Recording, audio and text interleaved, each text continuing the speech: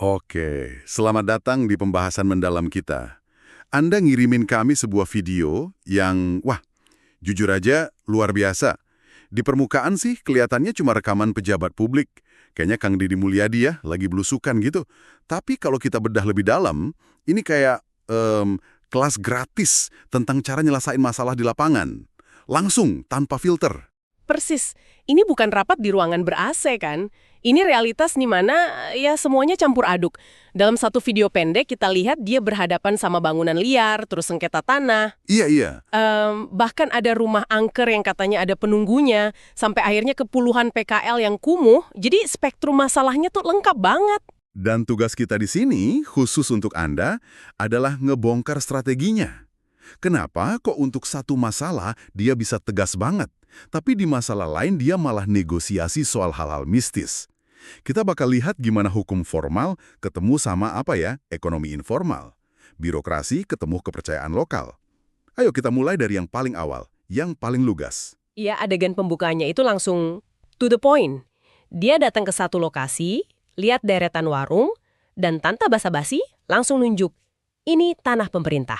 Selesai. Nggak ada perdebatan sama sekali ya, perintahnya jelas banget, bongkar aja. Saya perhatiin dia langsung nanya ke stafnya, sepadan jalannya sampai mana? Begitu dikasih tahu, langsung eksekusi. Dia bahkan mastiin kan, melanggar undang-undang nggak? Nah, jawaban stafnya itu menarik.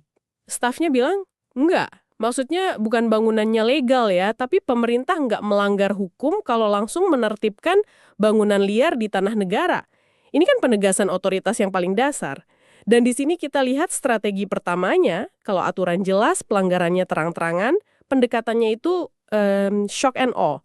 Cepat, tegas, nggak ada ruang nego. Tapi dia nggak berhenti dibongkar doang. Dia langsung mikirin solusi jangka panjangnya kan?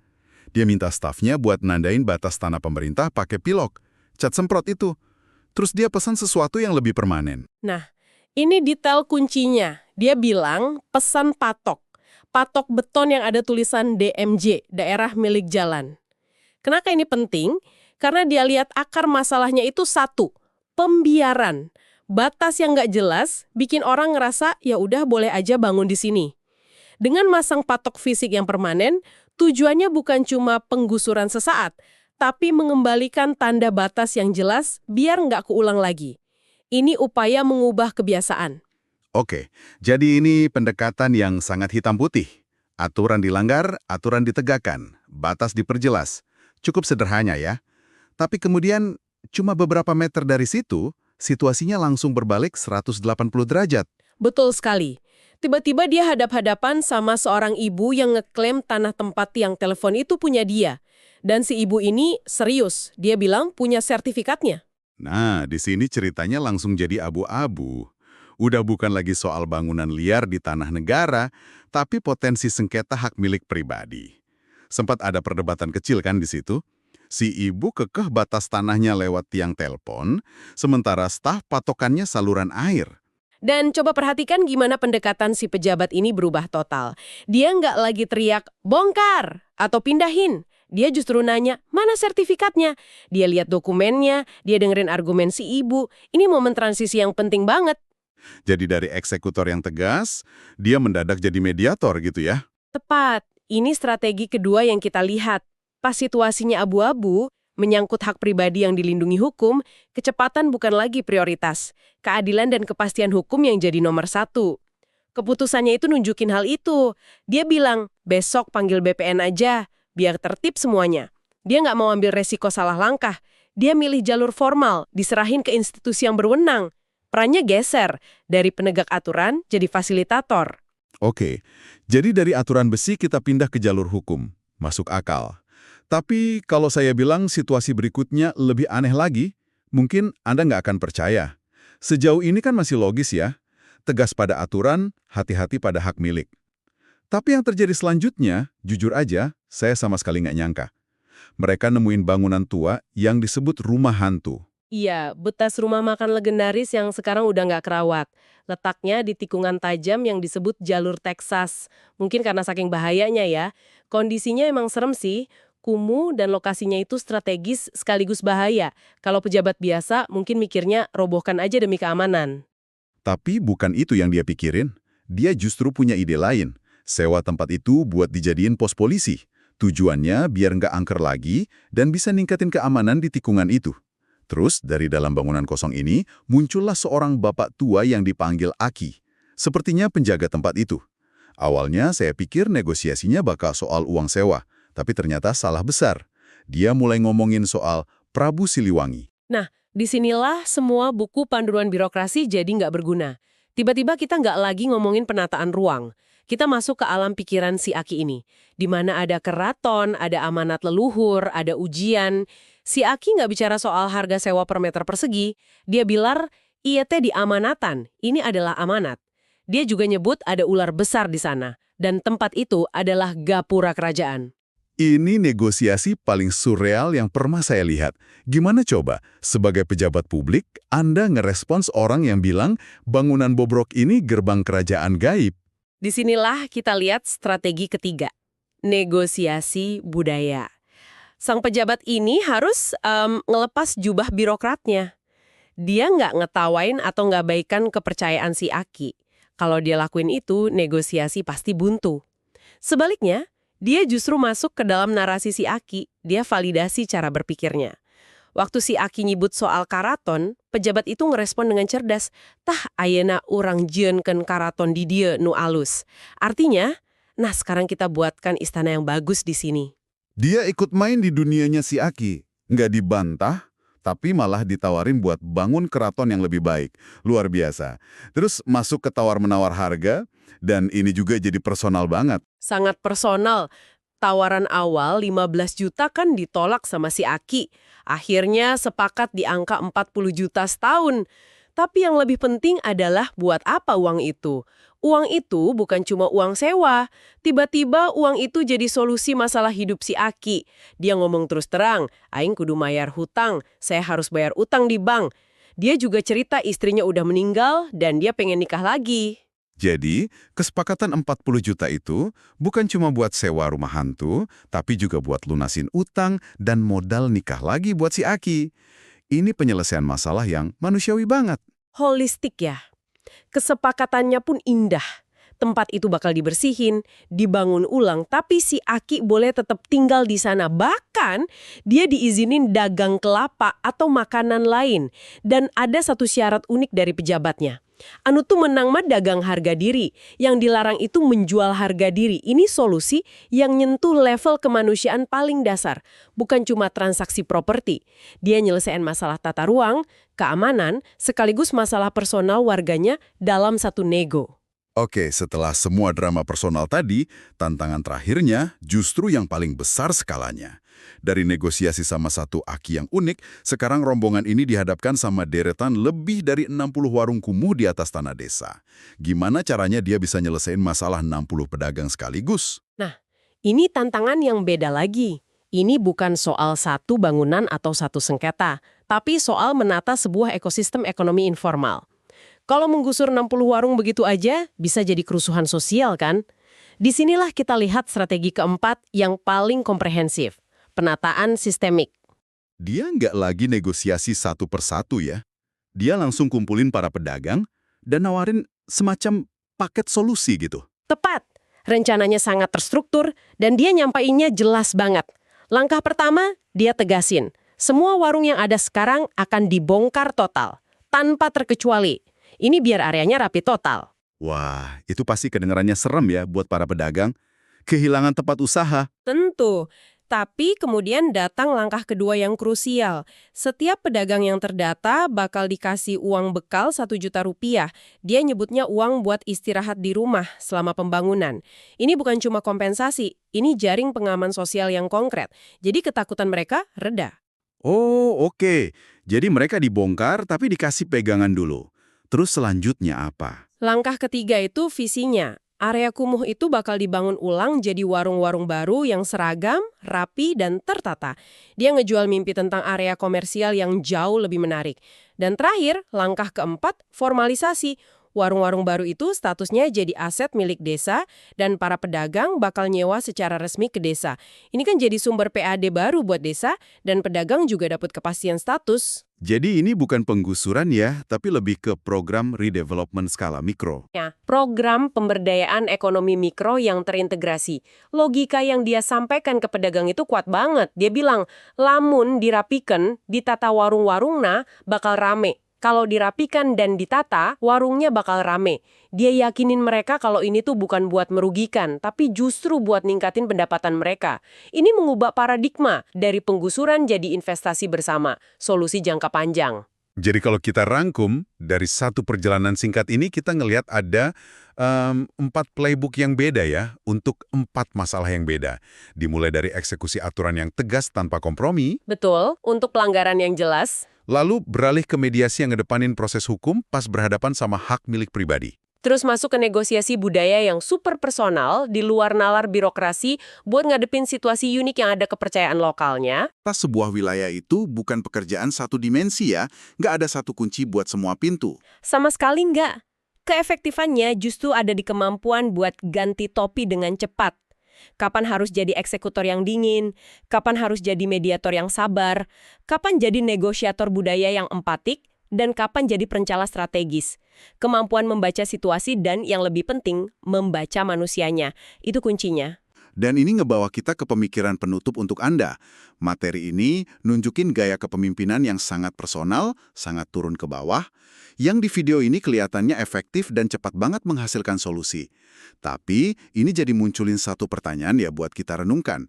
Apa implikasi jangka panjang dari gaya kepemimpinan yang begitu terpusat pada satu figur kayak gini? Pertanyaan yang valid banget. Pendekatan personal yang kuat kayak gini seringkali emang perlu buat mecah kebuntuan birokrasi yang kaku. Tapi pertanyaannya, di titik mana pendekatan seperti ini justru berisiko menciptakan ketergantungan? Ketergantungan pada satu orang yang bisa menyelesaikan semua masalah, yang malah bisa menghambat kemandirian institusi dan masyarakat itu sendiri. Gimana nasibnya kalau nanti sang figur sudah nggak ada lagi?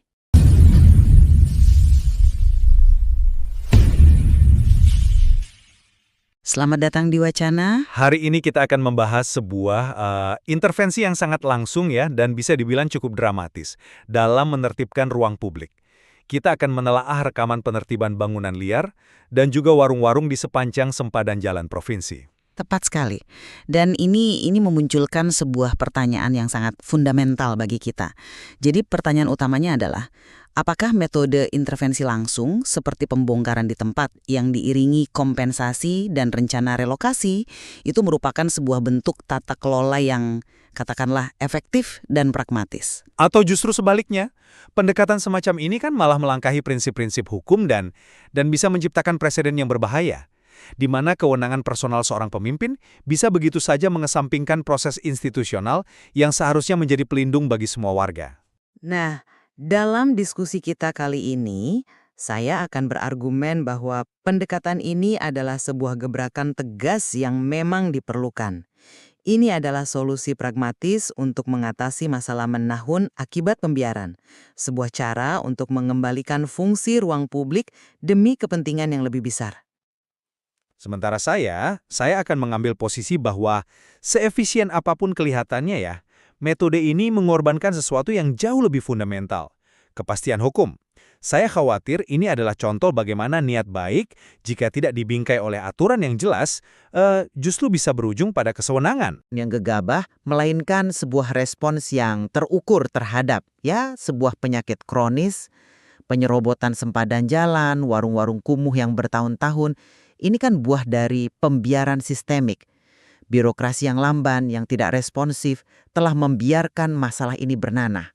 Nah, maka ketika ada pemimpin yang turun langsung dan memberikan perintah tegas seperti bongkar aja, itu bukan arogansi.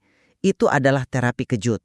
Tujuannya adalah untuk mendobrak status quo dan mengirim pesan yang jelas. Aturan harus ditegakkan. Tapi yang terpenting, ini bukan penegakan aturan yang buta. Ada sisi humanis yang kuat di sini. Untuk lebih dari 60 pedagang yang terdampak, solusinya bukan sekedar penggusuran. Mereka diberi kompensasi langsung, 1 juta rupiah per orang, sebagai bekal sementara. Lebih jauh lagi, ada visi jangka panjang, membangun kembali warung-warung itu dengan desain yang seragam dan tertata, yang nantinya akan menjadi aset desa dan disewakan kembali kepada mereka. Ini bukan hanya menertibkan, tapi menata ulang ekosistem ekonomi lokal agar lebih baik dan berkelanjutan. Begini, ini adalah kepemimpinan yang berorientasi pada hasil, bukan sekedar prosedur. Saya paham sekali dorongan untuk mencari solusi cepat atas masalah yang sudah lama dibiarkan. Namun, cara yang ditempuh ini bagi saya sangat problematis. Efisiensi yang Anda sebut itu dibeli dengan harga yang terlalu mahal, yaitu pengabaian proses hukum formal. Coba kita lihat buktinya di lapangan. Proses penentuan batas tanah misalnya, itu dilakukan secara serampangan.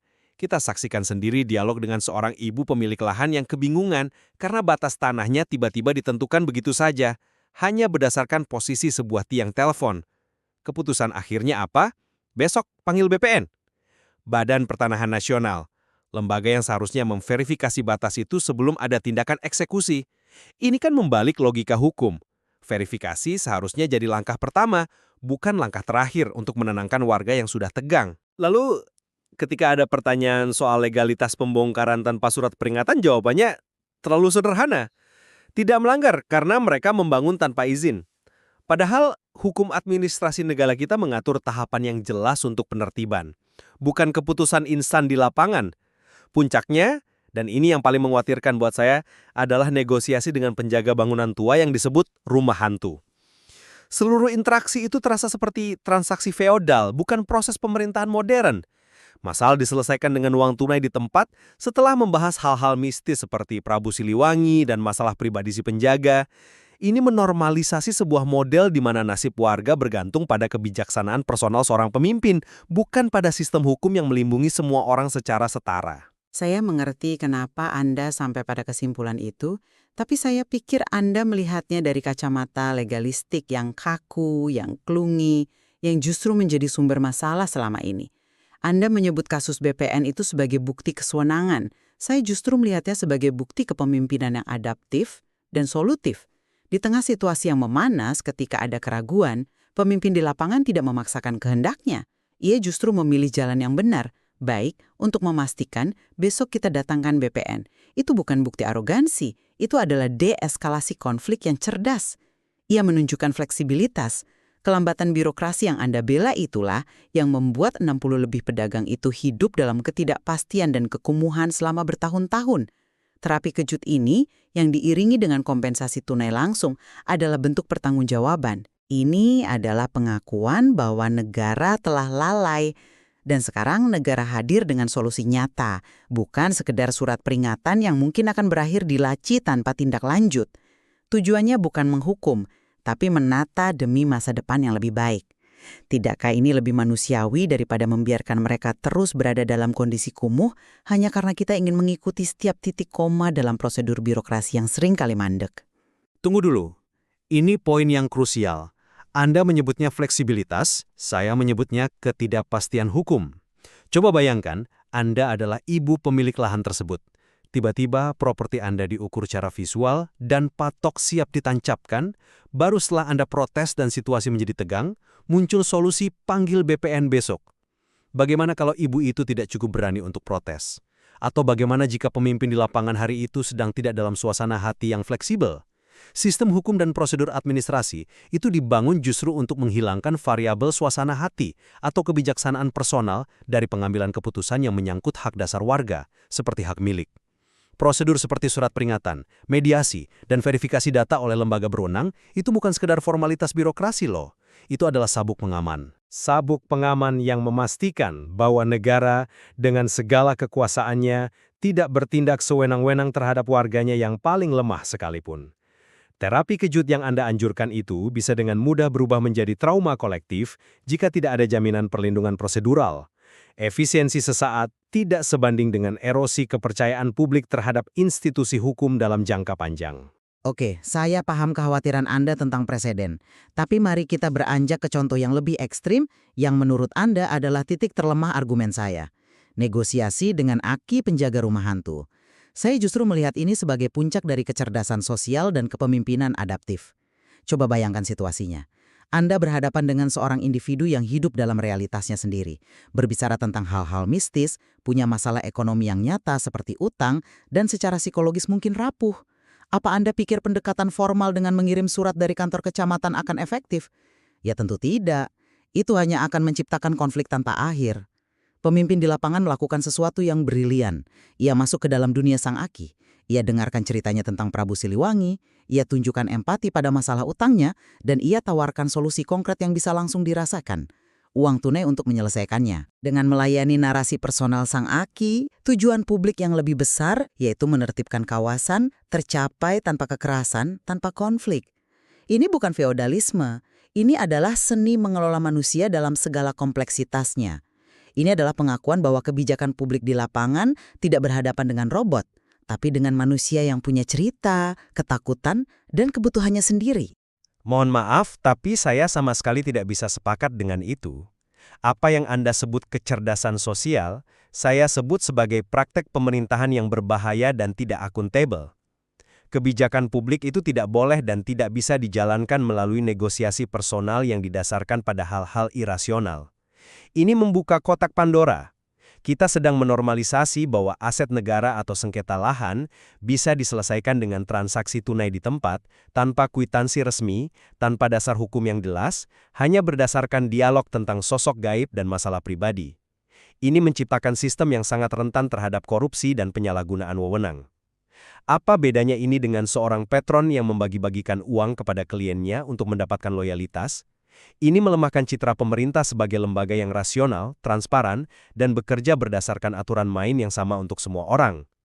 Apa yang terjadi jika pemimpin berikutnya tidak memiliki sentuhan magis yang sama? Atau lebih buruk lagi, jika kecerdasan sosial itu digunakan untuk menekan warga demi kepentingan pribadi?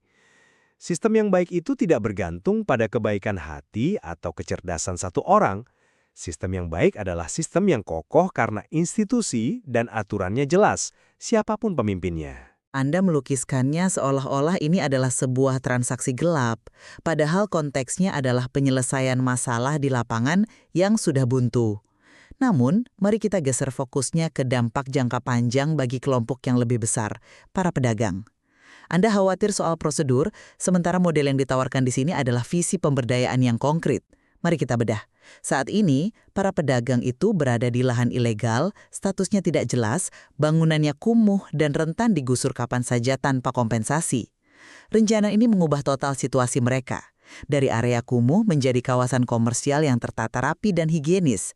Status mereka berubah menjadi jelas, penyewa resmi aset milik desa. Ini memberikan mereka kepastian hukum yang selama ini tidak mereka miliki. Tempat usaha mereka menjadi jauh lebih layak, yang sangat berpotensi meningkatkan omset dan pendapatan mereka. Di sisi lain, desa juga mendapatkan sumber pendapatan asli desa atau PADES yang baru dan terstruktur. Ini adalah skema win-win solution yang lahir dari sebuah keputusan yang berani. Ini adalah lompatan dari kekacauan menuju keteraturan yang produktif. Bukankah ini tujuan akhir dari setiap kebijakan publik? Menciptakan kesejahteraan yang lebih baik? Pemberdayaan itu kata yang kuat ya. Tapi saya harus bertanya, pemberdayaan untuk siapa dan dengan syarat apa? Mari kita bedah lebih dalam model yang Anda sebut win-win itu. Model ini mengubah status pedagang dari pemilik usaha sekalipun, di lahan ilegal mereka memiliki aset warungnya sendiri, menjadi seorang penyewa. Mereka kini sepenuhnya bergantung pada kebijakan pemerintah desa. Siapa yang akan menentukan harga sewa warung-warung baru itu? Apakah ada mekanisme negosiasi atau banding jika suatu saat harga sewa dinaikkan secara sepihak? Apakah para pedagang ini dilibatkan dalam proses perancangan desain warung atau penyusunan aturan mainnya? Dari materi yang kita lihat kan, jawabannya tidak. Rencana ini sepenuhnya bersifat top-down. Mereka hanya diberitahu, warung Anda akan dibongkar, ini kompensasi 1 juta, dan nanti Anda bisa menyewa lagi di sini. Kompensasi 1 juta rupiah itu mungkin cukup untuk bertahan beberapa minggu. Tapi itu adalah solusi jangka pendek untuk masalah yang fundamental. Ini bukan pemberdayaan, ini adalah penciptaan struktur ketergantungan yang baru. Nasib mereka yang tadinya mungkin tidak pasti, sekarang menjadi pasti bergantung pada patronase dan kebaikan hati penguasa desa. Ini menyelesaikan masalah estetika kota, masalah kekumuhan, tapi berpotensi menciptakan masalah sosial ekonomi baru yang lebih dalam. Saya rasa Anda terlalu pesimis. Anda berasumsi bahwa pemerintah desa akan bertindak eksploitatif. Bukankah logika dasarnya adalah desa juga berkepentingan agar para pedagang ini sukses? Karena jika pedagang sukses, mereka mampu membayar sewa, dan pendapatan desa pun terjamin. Ini adalah hubungan simbiosis mutualisme. Dengan menata mereka dalam sebuah kawasan yang rapi, pemerintah justru sedang meningkatkan nilai ekonomi dari usaha mereka. Pengunjung akan lebih nyaman, lokasi menjadi lebih menarik. Ini adalah investasi jangka panjang. Ketidakpastian yang Anda khawatirkan itu jauh lebih kecil dibandingkan ketidakpastian hidup di lahan ilegal yang bisa digusur kapan saja tanpa peringatan. Di sini, setidaknya mereka akan punya kontrak, punya status yang jelas. Ini adalah langkah pertama menuju formalisasi ekonomi mereka yang dalam jangka panjang justru akan memberi mereka akses lebih baik ke permodalan dan peluang lainnya. Kita tidak bisa membiarkan ketakutan akan potensi masalah di masa depan menghalangi kita untuk mengambil langkah maju yang jelas-jelas lebih baik dari kondisi sekarang. Justru karena ini menyangkut masa depan banyak orang, kita tidak boleh tergesa-gesa. Argumen Anda berlandaskan asumsi niat baik yang berkelanjutan. Sejarah mengajarkan kita bahwa niat baik saja tidak cukup untuk membangun sistem yang adil. Yang kurang dari keseluruhan proses ini adalah partisipasi. Para pedagang itu diperlakukan sebagai objek kebijakan, bukan subjek yang diajak berdialog untuk merumuskan masa depan mereka sendiri. Mungkin jika mereka dilibatkan, akan muncul model lain yang lebih baik. Mungkin model koperasi, bukan sewa. Mungkin skema kepemilikan bertahap. Tapi kesempatan itu hilang karena pendekatan yang dipilih adalah pendekatan komando. Efisiensi jangka pendek telah mengorbankan proses deliberasi yang mungkin lebih lambat, tapi jauh lebih demokratis dan berkelanjutan. Kita menyelesaikan satu masalah dengan cara yang berpotensi menanam benih masalah baru di kemudian hari. Kalau begitu, saya akan merangkum posisi saya. Dihadapkan pada masalah sosial kronis yang disebabkan oleh kelalaian dan kelambanan sistemik, sebuah intervensi yang tegas, cepat, dan pragmatis menjadi sebuah keharusan. Namun, ketegasan itu harus diimbangi dengan pendekatan humanis, yang dalam kasus ini terwujud melalui kompensasi langsung dan visi penataan jangka panjang. Ini adalah contoh kepemimpinan yang berani mengambil keputusan sulit, memecah kebuntuan birokrasi demi kepentingan publik yang lebih luas, yaitu mengembalikan ruang publik ke fungsinya dan menata kembali kehidupan ekonomi warga menjadi lebih baik. Sementara saya akan menutup dengan pandangan saya.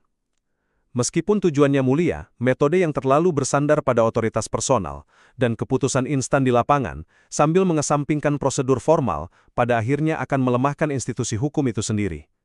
Efisiensi jangka pendek tidak boleh dibayar dengan pengorbanan keadilan prosedural dan supremasi hukum, karena pada akhirnya institusi dan aturan hukumlah yang menjadi fondasi negara untuk melindungi semua warganya, terutama yang paling rentan, dari potensi tindakan sewenang-wenang, terlepas dari seberapa baik niat sang pemimpin. Diskusi kita hari ini benar-benar menyoroti sebuah dilema inti dalam tata kelola pemerintahan.